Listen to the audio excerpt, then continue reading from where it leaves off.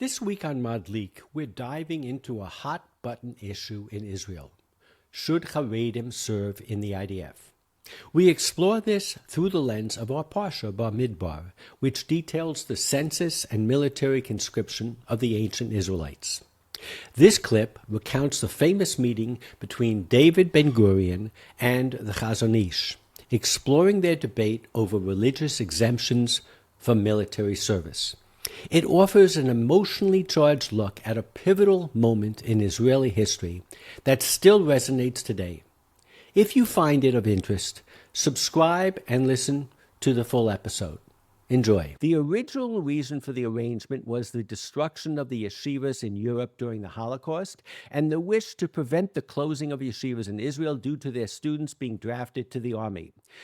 He says, today, this objective no longer exists. The yeshivas are flourishing in Israel, and there is no serious worry that the draft of yeshiva students, according to any arrangement, would bring about the disappearance of this yeshiva institution. So we're going to go back a little bit in history, and this Aaron Barak context serves at it as to what happened in the early days of the state of Israel when they were discussing these issues. And I think if you had to go to one moment, and I'm showing a picture of it, if you're listening to the podcast and not seeing anything, you can look at the Sfaria sheets, but it's a picture of David Ben Gurion entering the house of the Chazon. The Chazon Ish was the great halachic adjudicator of what became the Haredim, and he was accompanied by a partner called, or a secretary or a sidekick named Yitzchak Navon, who ultimately became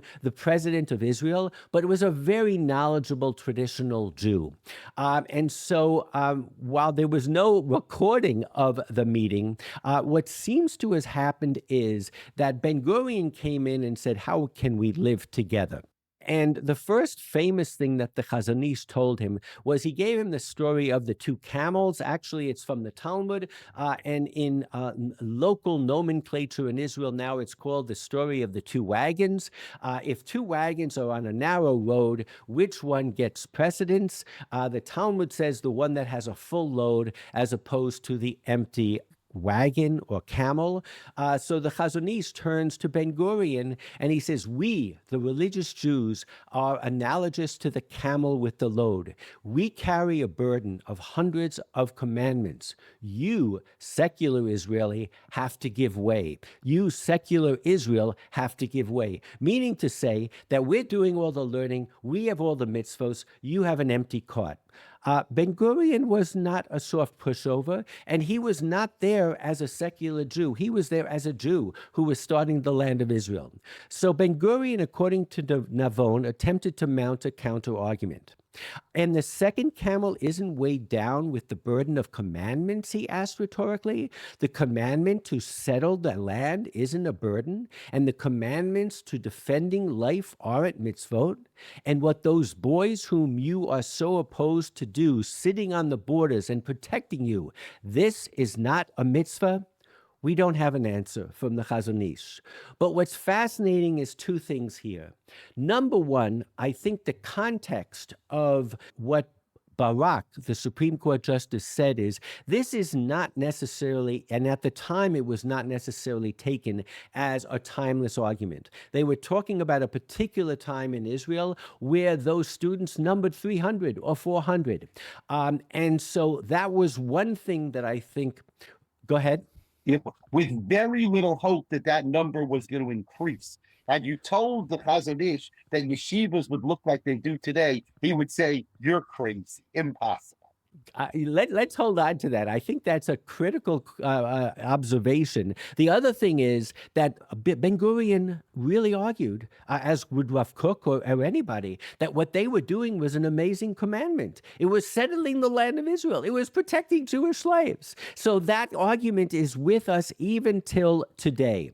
And I would say if you had to characterize the argument of we have to act at a particular moment in time in order to save the whole yeshiva world that was destroyed in Eastern Europe, it would be a pasuk and a kind of a Talmudic guideline, which is Eit la'asot la'Hashem chefiru Toratecha. Most people talk about the first part, and then maybe they forget the second part. But it's a time to act for the Lord.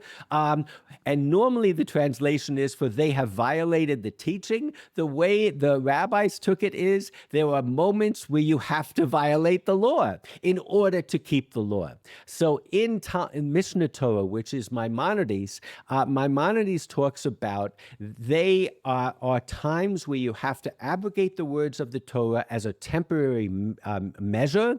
And I think you could make the argument that the Chazon Ish was implicit in his argument that we only have 300 or 400 would be, yes, Rabbi, he might not have imagined what we have today, which is thousands and thousands, but he might have also said the moment has passed.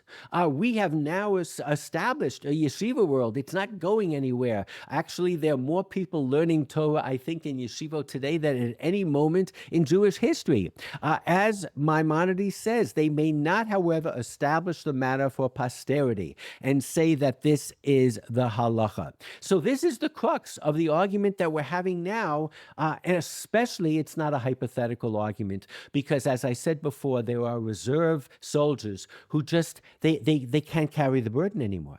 Right. I mean, that is for sure. And that Rambam is really interesting. And the idea, right, when you start weighing mitzvot against one another, then Gurion said, we're also doing a mitzvah. We're protecting the land of Israel. They say, we're doing a mitzvah, we're studying.